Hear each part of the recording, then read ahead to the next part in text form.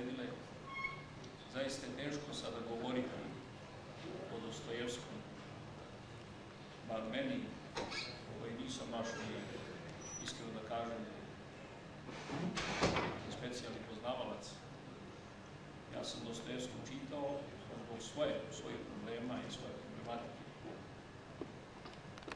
Posebno bi sada kao onaj koji je imao službu domaćina ovih dana, da zahvalim njegovom visokom sveštenstvu, gospodinu Milanu Mitropolitu Pergamskom i drugim predavačima koji sad nisu više ovde, na njihovoj velikoj ljubavi da dođu i ovde nama, u crkvi Božjoj u Požarevcu, prenesu svo svoje bogatstvo i bogoslov.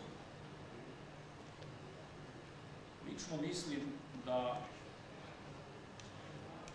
ovaj vek, i to ne samo crkva, nego i šira naša zajednica, će apsolutno zavisiti, dakle, od teologije u smislu njenoga obnavljanja pravog istinskog života. I zato su ovi ovakvi susreti kvasac koji će, po mom mišljenju, u budućnosti dati rezultate kao onaj kvasac mali koji ukiseli polako, ali ukiseli testo na kraju. Budući da s ovim mojim predavanjem ćemo završiti ovaj naš simposijum, moja tema će biti ovako više generalna, dakle, uopštena, premda je ona u početku zamišljena kao istraživanje jednog problema, to je problem slobode i onoga kako Dostojevski vidi ovaj problem i koje nam rešenje nudi slobode čoveka. Ali u svakom slučaju, i kad govorim uopšteno, ne možemo mimoići problem slobode. Dakle, sva dela Dostojevskog nastala su kao neposredna kritika ili kao jedan stav u odnosu na svet i život u kome je on živeo. Dakle, to je 19. vek.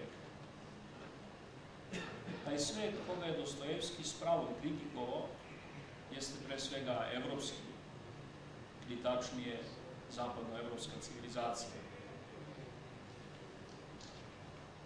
U tom svetu Dostojevski je pretpostavio Rusiju i to onu staru Rusiju, kako je nazvao pravoslavnu Rusiju.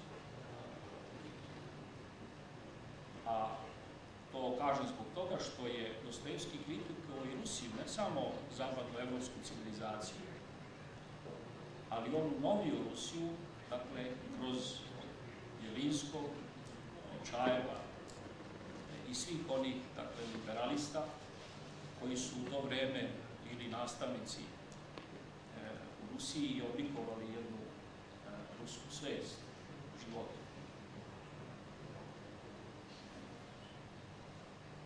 Šta je za Dostojevskog bio problem u savremenom svetu?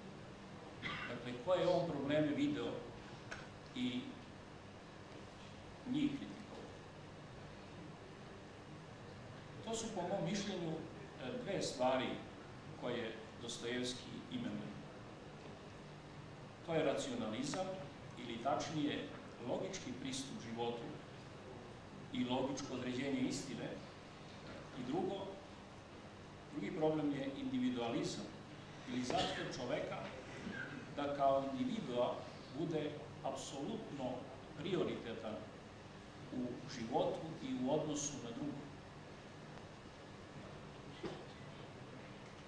Ovim elementima zapadnoevropskog savremenog života ili civilizacije u kojoj je Dostojevski živeo, on je pretpostavio logici, dakle, i racionalizmu, slobodu čoveka, zatim sve ono što ide sa tim osjećanjem, ljubav, i to ljubav kao osjećanje, dakle kao jednu psihološku realnost, ali i ljubav kao žrtvu za drugoga,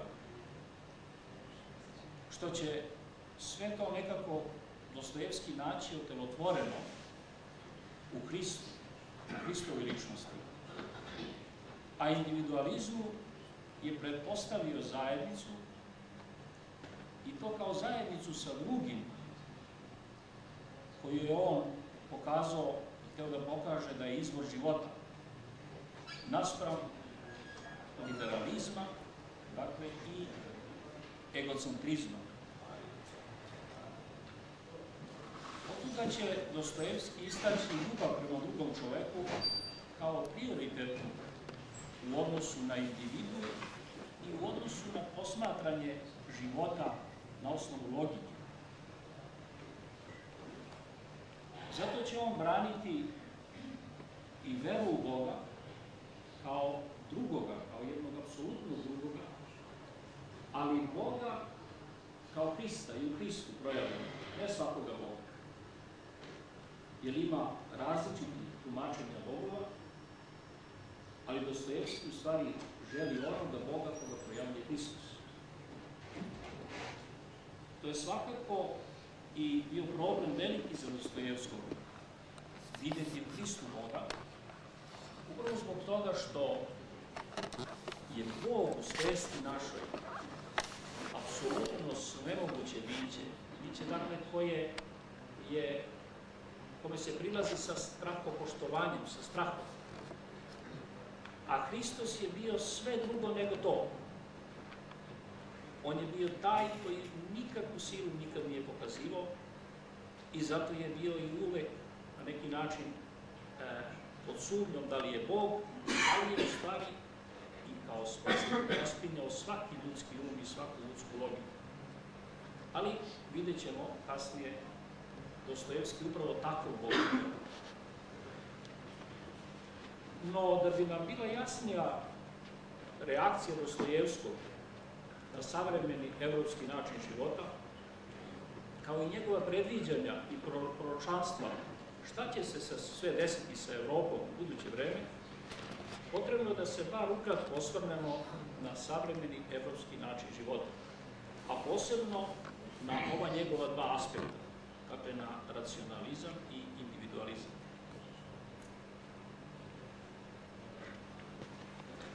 Jedna plejada srednjevekovnih mislioca, zapadnih mislioca, na čelu sa Augustinom, Boecijem, Descartom, a zatim kasnije kroz vek prosvećenosti, kroz Voltera, Deroa, kroz dakle, francuske enciklopediste, pa sve do Schillera, je u stvari videla čoveka kao individu i to kao misleću individu, kao jedinku. Čovek je jedinka koja nije samo to u odnosu na svet i prirodu koji ga okružuje. On se potpuno razlikuje od svih živih bića, jer je po mišljenju tih pisaca bio ikona Božja. Već je on u odnosu na Boga i božansku prirodu i božanski svet individuum. Njega krasi um i razum, volja, sloboda, osjećanje. U tom, dakle, sklopu ljudskoga bića, dakle, uma, odnosno razuma, koja posjeduje čovek, volje, dakle, slobode i osjećanje, ovi mislioci zapadni su istakli upravo ovo prvo, um i razum, logiku. Jedina dodirna tačka između božanskog sveta, to jest Boga i čoveka, jeste čovekov um i razum. Zato, na kraju je zato čovek ikona Božja i to su u stvari zapadni mislioci poistovetili sa ikonom Božjom u čoveku. Upravo to, razum, um i razum, logiku, budući da ima logiku, čovek je, dakle, ikona Božja. Iz ovakve definicije i ovakve svesti o čoveku razvilo se to da je čovek svojim razumom, a u ime Boga, po znacima navoda, jer je logika nešto božansko u njemu, počeo da kroji i uređuje život. U svom zahtevu za srećom, i to večnom srećom, koju je i sam Bog obećao i na čijem ostvarenju i on radi zajedno sa čovekom, logika je postala vodiljo u životu i ona je u stvari kreirala život, a sve u cilju, dakle, da čovek dostigne sreću kao individu. Koje su posledice ovakvog viđenja života i njegovog cilja? Kao posledice ovakvog viđenja života možemo imenovati sledeće. Čovek logički istražuje prirodu kao objekt u odnosu na sebe, budući da je on distanciran od nje, da bi je iskoristio za sebe kao individu za svoju sreću. I svoja otkrića, dakle, ta logička, istražujući prirodu, pretače u nauku. Stvara istovremeno tehniku, to je prateća sredstva, koja će mu pomoći da iskorišćava to što otkrije u prirodi. Iz toga spoja, dakle, racionalnog i logičkog pristupa životu, nastaje i tehnike, dakle, nastaje tehnologija, koja ima za cilj da obezbedi apsolutnu sreću, dakle, da stvori takvu jedno društvo koja će obezbediti apsolutnu sreću za čoveka.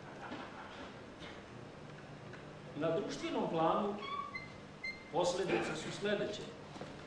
Čovjek stvara takvu zajednicu, to je demokratiju, kao skup individua i državu vidi kao sredstvo za ostvarenje sreće za jedinku, za individu. Država koristi tehnologiju za iskorišćavanje prirode u cilju ostvarenja lagodnog života, dakle, za svakog čoveka. I ona je u stvari u službi jedinke, svake jedinke, budući da svaki čovjek kao jedinka ima potpuno pravo da bude srećan i da bude, dakle, da doživi tu punoću života. U cilju stvaranja ovakve države nastaju revolucije i to je nešto što je prvi put, što se prvi put dešava u svetu, uopšte u ljudskoj istoriji, pojave revolucije, zato što treba revoluciju razlikovati od ratova. Revolucija upravo proizlazi iz ovakvog jednog postavljanja života. I zato su sve revolucije, počevši od Francuske, logički opravdive. Zato što za cilj imaju sreću pojedinca ili uopšte sreću uopšte za čitavo društvo. A s druge strane, te revolucije su krvave zato što se shvatanje sreće razlikuje od pojedinca do pojedinca. To se na kraju pretvorilo u to da oni koji su dotad bili siromašni i nesrećni postaju sada kroz revolucionarnu delatnost bogati i srećni, otimajući od onih koji su to do sad bili. I zato je i Francuska revolucija ušla u sve udžbenike kao nešto što je zaista vrhunsko i čemu ne smemo da stavimo primedbu, zato što je to logički opravdano. Iako imamo tolika svedočanstva da je ta revolucija bila strašno krvava. Dakle, ne samo uništavanjem, ubijanjem ljudi, već u stvari uništavanjem svega onoga kulturnog bogatstva, dakle svega onoga kulturnog nasleđa koje je nastalo po shvatanju francuskih revolucionara kao produkt bogataša, dakle ti kapitalista koji su izrabljivali narod i ne znam koji su živjeli u sreći i to je stvorili u stvari na nesreći, u siromaštvu.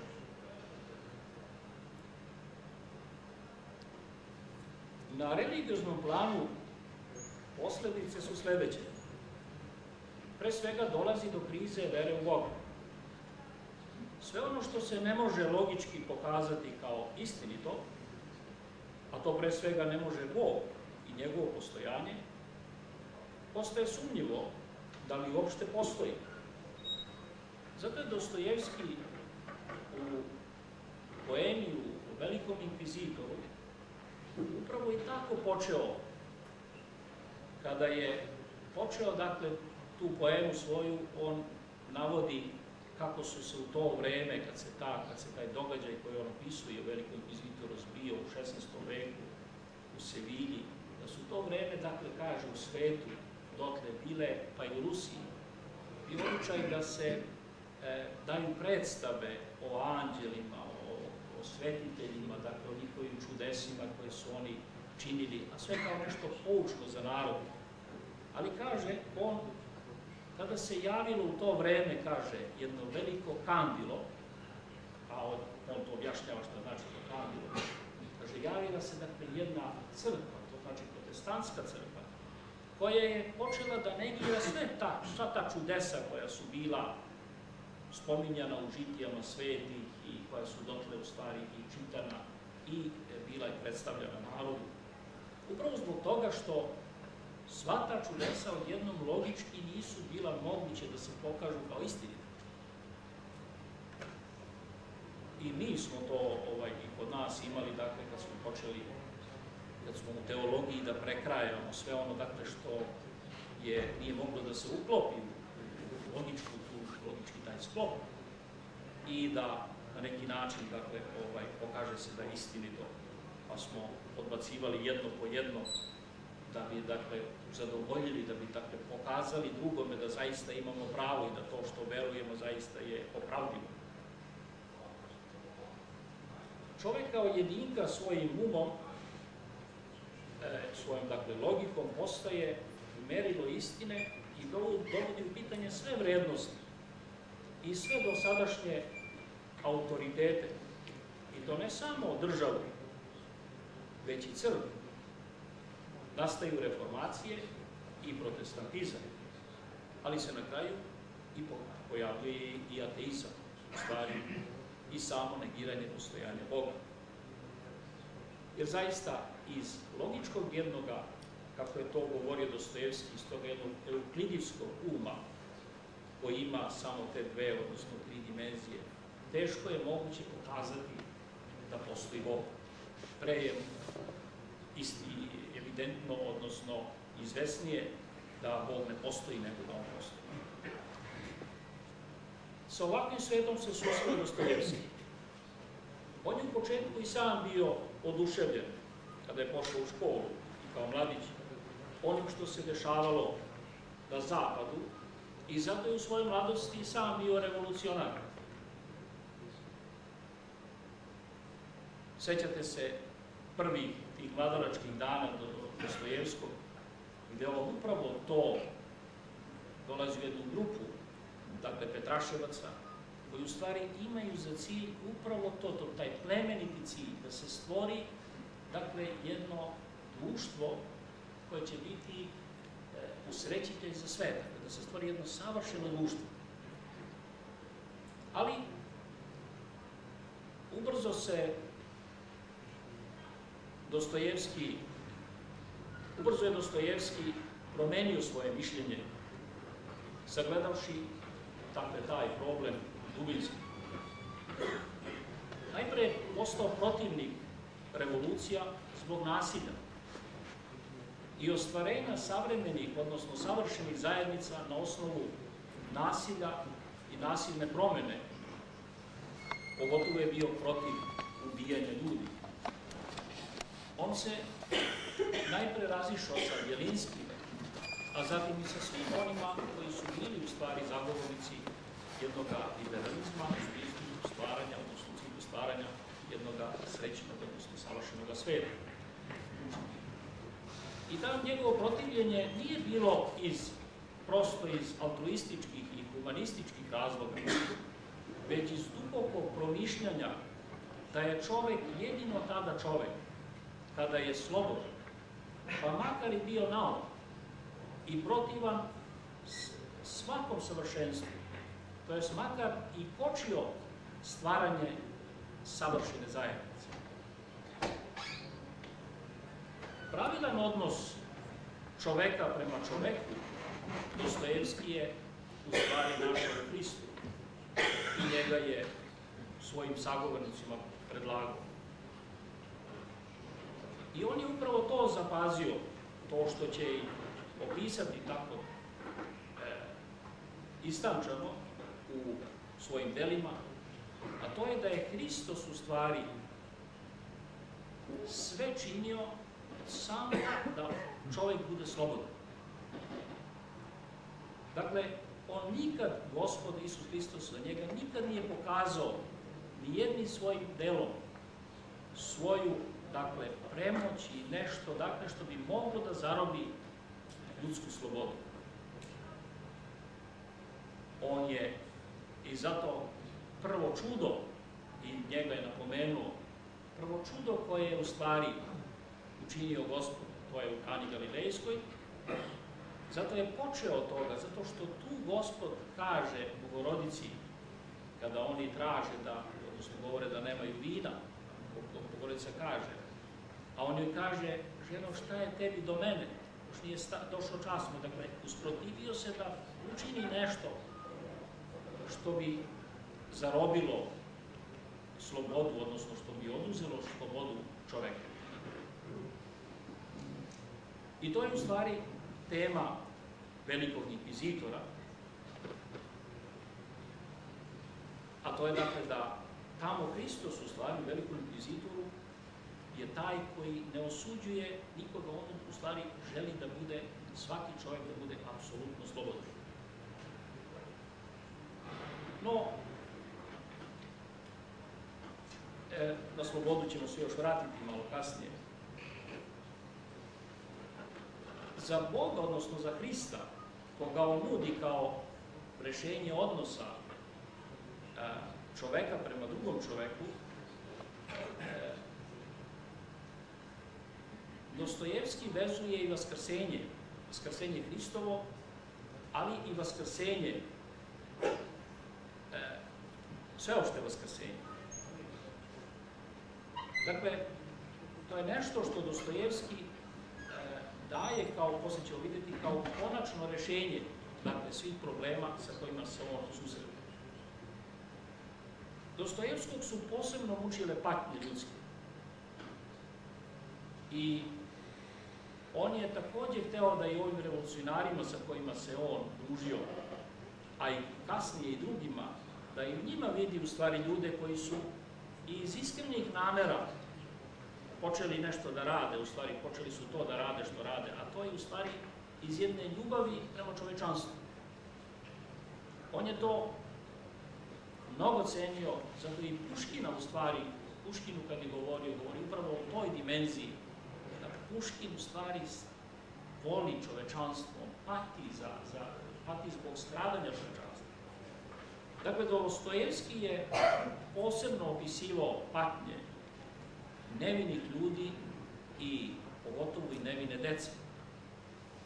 To pitanje ga je strašno mučilo, ali on izbjegavao da da logičko objašnjenje zašto čovek strada, zašto se pati, pogotovo zašto se pati ono dete koje je nevino.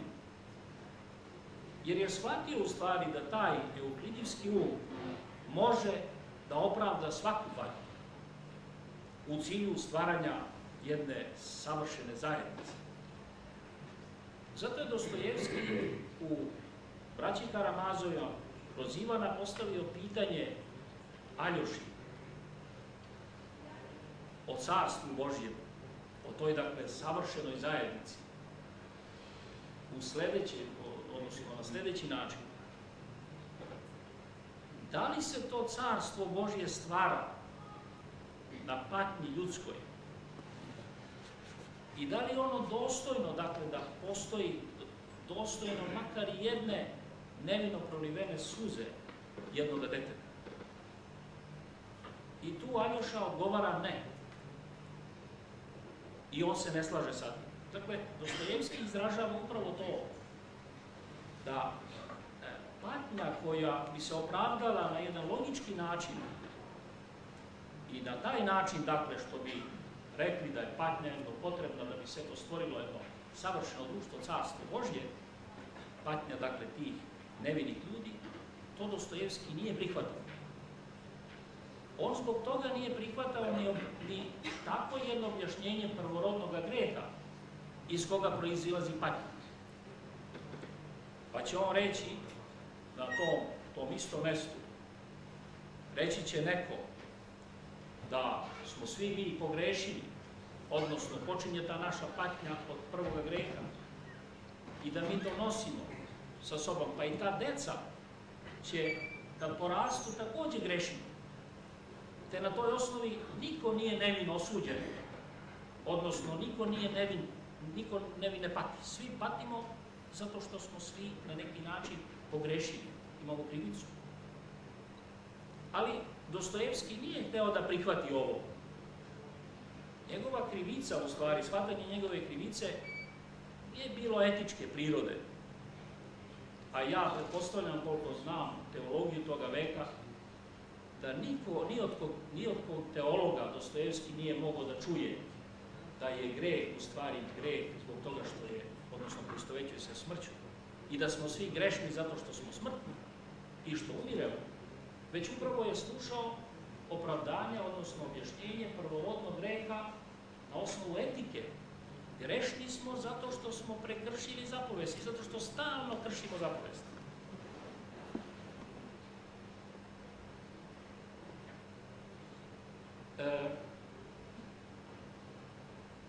Ali je Dostojevski našao ovde rešenje time što je rekao da to carstvo Božje, koga on prihvata i u koje se on nada, ono nije utemeljeno ni na kakvoj nesreći bilo koga čoveka. Njega je Bog utemeljio, kako tamo kaže Aljoša, na svom sebi, na svome stradanju. Dakle, na stradu. Hristos je osnovo carstvo Božje na sebi, kao onome koji nevin strada. Ovo je zaista duboka misao Dostojevskog, ali ne u smislu etičkog iskupljenja, da Gospod svojim nevinim stradanjem daje zadovoljenje nekome, nego u smislu da je on taj koji ulazi u istoriju i uzima u stvari nas i grehe čitavoga sveta i na tom svom, na sebi kao životu u stvari utemeljuje to carstvo Božje.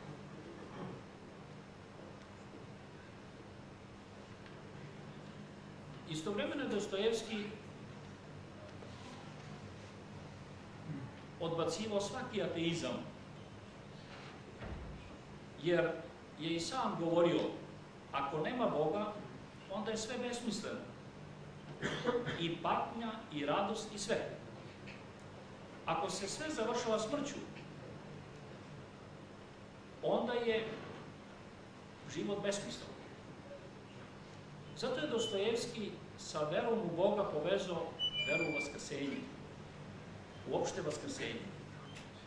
Dakle, to nije bila samo vera u jednoga Boga koji postoji, nego da bi život zaista bio život, potrebno je u stvari sveopšte vaskrsenje, dakle, projava jednoga Boga, postojanje, dakle, jednoga Boga koji će se projaviti kroz nas, odnosno kroz sve ljude koji će vaskrsnuti i živjeti večno.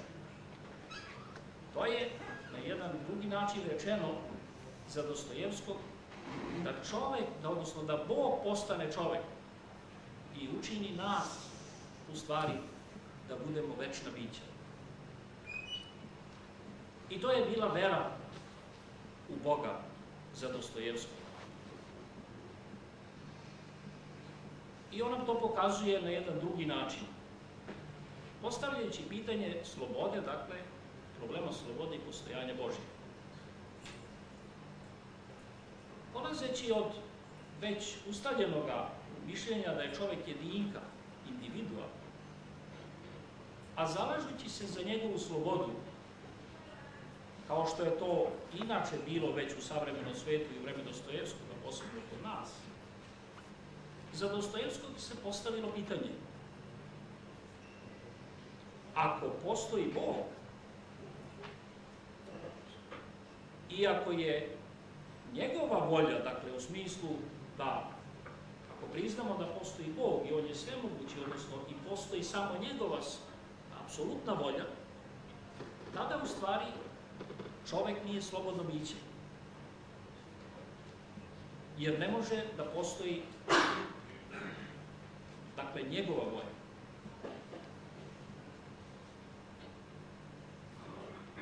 Jer to kaže u Zlim dusima, kaže, ako ima Boga, onda je apsolutno njegova volja. Međutim, Dostojevski ide dalje u ovoj analizi ovoga zaista velikog problema. Pa kaže, istovremeno, ako pretpostavimo da nema Boga, da bi čovjek bio apsolutno slobodan, da u svemu, dakle, bude čovekova volja, sloboda, onda čovjek postaje Bog. To će reći Kirilov. I on upravo to kaže. Da budemo apsolutno slobodan, dakle, tada treba negirati postojanje Božje. Jer njegova apsolutna sloboda ugrožava moju apsolutnu slobodu. Ali nastavlja Kirilov sled svojih misli, pa kaže: ali da bi ja objavio svoju apsolutnu volju i da bi učinio da ona zaista bude znana na čitavom svetu, treba da se ubije. I on kaže, i čudim se, kaže, zašto ateisti, da u onaj čas kad su došli do saznanja da nema Boga, zašto i dalje nastavili da žive? Jer kaže, čini mi se da je svet izmislio Boga samo zato da bi živeo, odnosno da ne bi izvršio samoubistvo. Na osnovu čega dolazi Kirilov, odnosno Dostojevski, do zaključka da je neophodno da čovjek izvrši samoubistvo ako Boga nema i ako on sebe proglasi za Boga.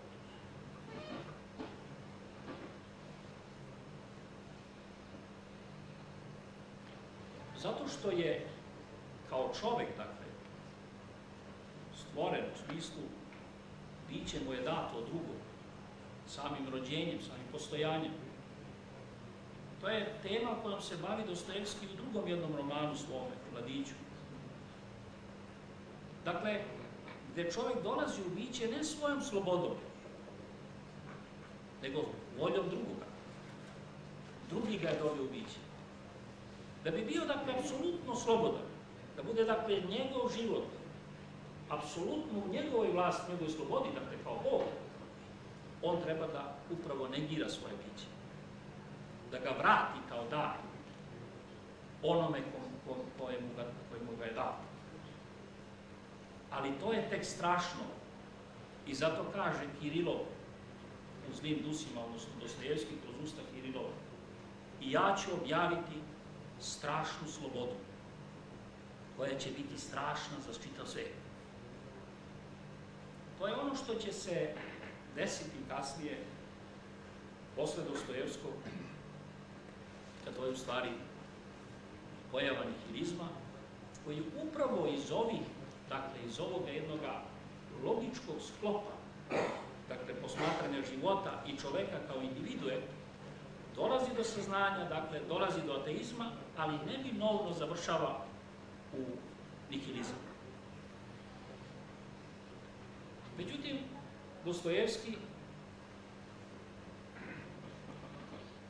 nalazi, odnosno daje rešenje, nudi jedno rešenje ovog problema, dakle, problema slobode, postojanja, dakle, koje se projavljuje kao ljubav.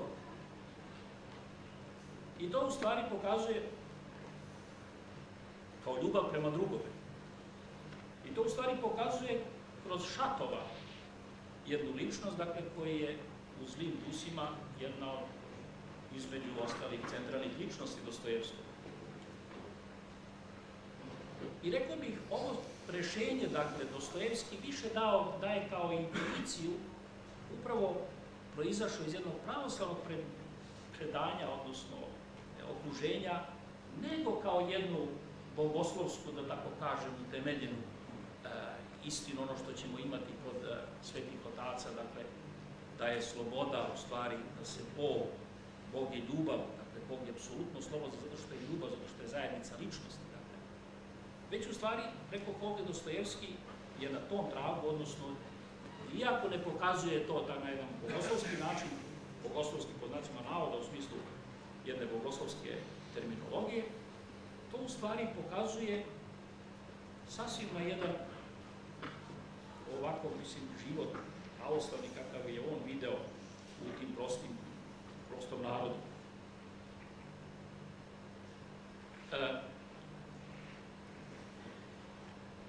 Dakle, Šatov, koji razgovara sa Kirilovom i koji je upoznat sa ovim idejama Kirilova o slobodi kao koja se može ostvariti jedino kroz samouništenje, ali time se kaže Kirilov poništava, sad više nema Boga, nema ničega, sve je ništavilo. On u stvari predlaže jedno drugo rešenje, a to je da volite drugoga. To se događa kod Šatova kada mu se žena vraća, Marija Ignjatjevna, koja je u stvari bila njegova žena pa ga napustila i otišla sa Stavroginom. I sad pogledajte ovde tragediju onome što je mitropolit danas govorio o etici, gde u stvari ljubav nadilazi svaku etiku. I rekao bih, ne može da se održi na etici, već je sam, da bi porodila život, treba da bude izvan svega toga, jer Marija Ignjatevna se vraća svome mužu Šatovu da se porodi, ali da donese ne njegovo dete, nego tuđe dete. I Šatov, u stvari, iz ljubavi prema Mariji, on zaključuje i kaže, Marija kaže, jao kad bi svet znao, kad bi mogao svet bar malo da voli, video bi kako je život lep, kako vredi živeti. Kad ide da traži babicu, da bi porodila njegovu ženu Mariju, nailazi na ženu koja je takođe bila revolucionarka i liberalistkinja, koja je i vređala ovu Mariju ponekada i Šatova samoga, ali mu je sada potrebna. I ona dolazi, pristaje da dođe, iako on nema para da plati. I on kaže, zaključuje Šatov, pa kaže, pa bit će da nisu svi ljudi loši, ali to možemo da shvatimo, kaže, samo ako shvatimo da smo svi grešni. I svi smo krivi za sve. Ali ono što Dostojevski ovde, dakle, želi da pokaže u ovoj sceni, to je u stvari da taj život, u stvari, to postojanje je nešto najdragocenije. I zato Šatov razmišlja da li da dovede ovu babicu, tu takozvanu liberalistkinju, jer kaže, ona nema, kaže, poštovanja prema tajni života. Prema životu, dakle, ona ne poštuje taj život koji se rađa, koji je za Dostojevskog, odnosno za Kirilov, za ovoga Šatova, velika tajna. Isto tako na drugom mestu kaže da kada bi se ljudi, dakle, okrenuli toj ljubavi, dakle, da bi mogli da vole drugog čoveka, tada bi u stvari, da bi mogli da se oslobode toga takozvanog idealističkog života, života skrojenog na idejama i na logici, tada bi pred njima nastao novi početak, jedan novi svet u kome vredi živeti. Zato će i reći da je Stavrogina, kad pominje, pa kaže Stavrogina koji je izvršio samoubistvo na kraju, i on, kaže, iz Stavrogina je pojela ideja, to znači mišljila ga je ideje. Šta nam Dostojevski kao pravoslavni mislilac ostavlja, a i kao prorokuje u odnosu na savremeni svijet u kome mi živimo, ali i delatnost, odnosno kakav bi naš stav trebao da biti. Dostojevski je, rekao, odlično zapazio da je logički pristup životu jedini taj koji u stvari uništava slobodu. To je, kako ga on naziva, život, dakle, logički goli, koji obezličuje sve, ogoljuje sve, koji nema u sebi niti osjećanja, niti ljubavi, ništa, i sa njim ne može živjeti. Ali ono što je za nas važno kao pouka, a koji Dostojevski daje, to je, dakle, da život, odnosno način života kojim živimo u savremenom svetu, ne ugrožava više slobodu čoveka na osnovu brutalnog oduzimanja slobode, na osnovu, da tako kažem, zatvaranja, odnosno lišavanja čoveka slobode na jedan brutalan način. Već je u stvari to za Dostojevskoga takav jedan sklop života koji tera čoveka, kad ga uhvati u taj sklop, da se sam odrekne slobode. I to se upravo desilo, u tome jeste Dostojevski prorok. Jer danas, u stvari, ljudi upravo iz ovog i ovakvog načina života više ne traže ništa, nikakvu slobodu, ništa im nije potrebno. Ako se dovede u pitanje, dakle, ovaj i ovakav način života, koga Dostojevski naziva i upoređuje sa onim kušanjem gospodnjem u pustinji, dakle, života koji se svodi na hleb. I zato veliki invizitor i kaže Hristu, ti si hteo da imao si veliko mišljenje o čoveku, hteo si da bude on savršeno slobodan. Ali on nije hteo slobodu, on to nema da nosi. On je došao, kaže, i dao nama u ruke slobodu, rekao, evo vam moja sloboda, da mi hleba. I mi smo mu to dali.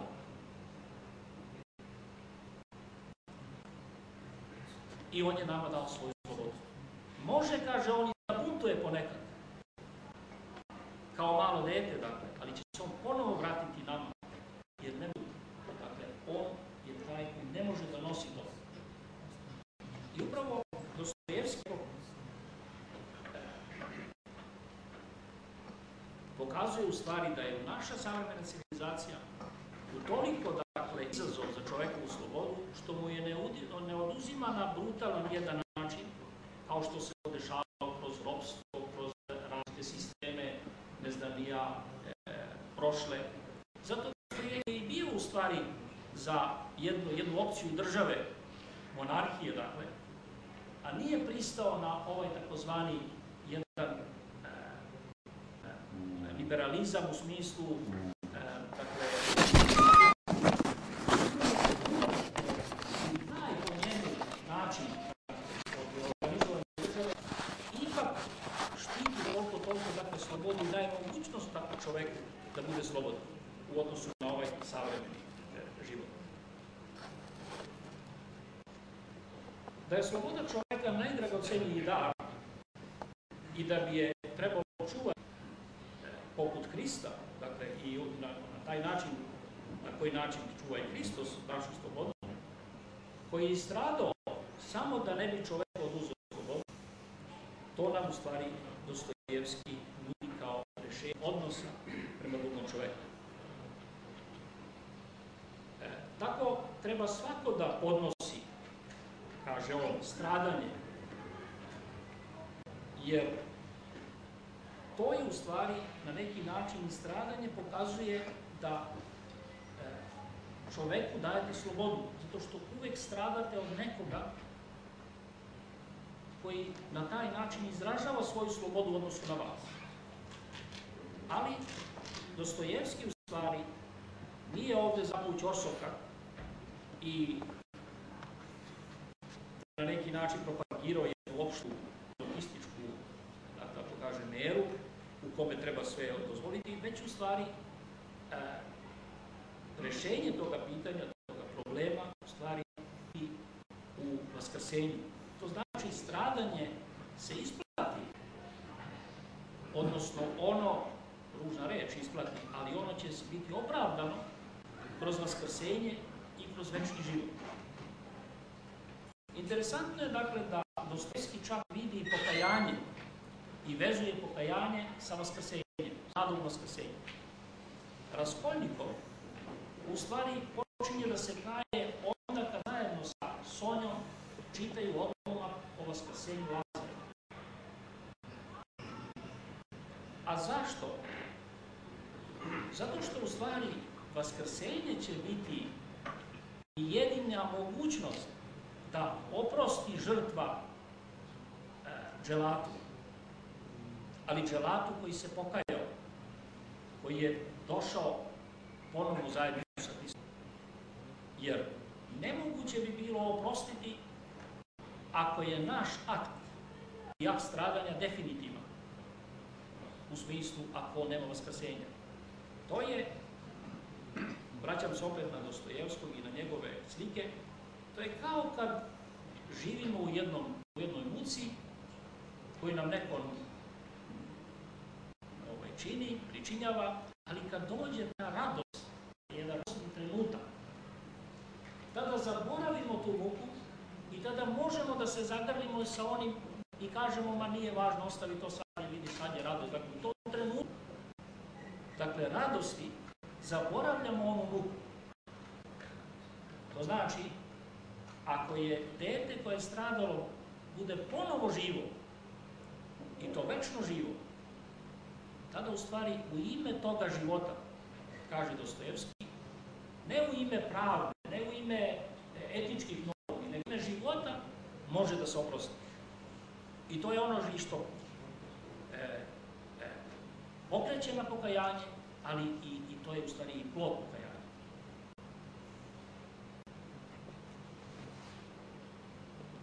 Dakle,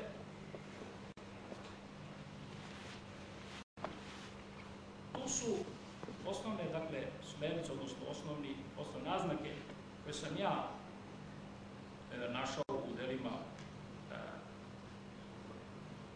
Dostojevskoga, a koje su, u mom mišljenju, bitne, dakle, za određenje naše civilizacije, dakle, našeg života, odnosno naše načine života, koji živimo i odnosa koji treba da imamo menjajući taj život. Jer Dostojevski ne samo da naznačuje probleme života, odnosno probleme civilizacije u kojoj živi, već i daje rešenje. A to da sad na jedan drugi način to sačuva. Opet vraćajući se na njegovog velikog inkvizitora i to što on kaže, dakle, kritikuje Zapad zato što je Zapad u stvari oduzeo slobodu, a ponudio čoveku čudo, tajnu i moć. Kakve on je to više na osnovu, odnosno više kritikovao Rimokatoličku crkvu, ali ja bih ovdje kao to da proširim na sve nas, dakle, na sve ljude koji učestvuju u ovom životu. Čudo je nešto što zarobljava ljudsku slobodu. A čudo u stvari, zar imate većega čuda i šta je čudo za nas? Čudo je u stvari tehnologija danas, odnosno nauka, pred kojom čovek danas stoji pred svakim naučnim izumom, pred svakim naučnim otkrićem. Čovek se zapanji, zaprepasti pred tim čudom. I postaje, dakle, paralisan. Ne može da to negira, ne može da se izbavi, da bude slobodan u odnosu na to.